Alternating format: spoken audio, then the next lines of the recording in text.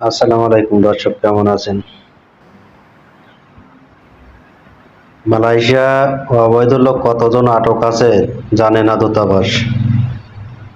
দূতাবাসের আর দায়িত্বটা কি? আসলে দূতাবাস কি করে?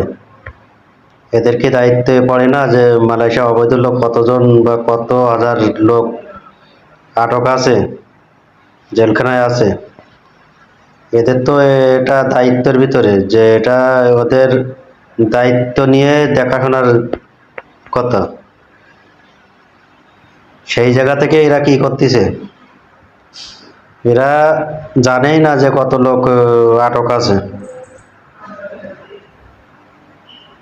এদের দায়িত্ব শুধু হাই কমিশনে বসে, দূতাবাসে বসে ঘুম পড়া, মনে হয় ঘুমাই ঘুমাই দিন পার করা।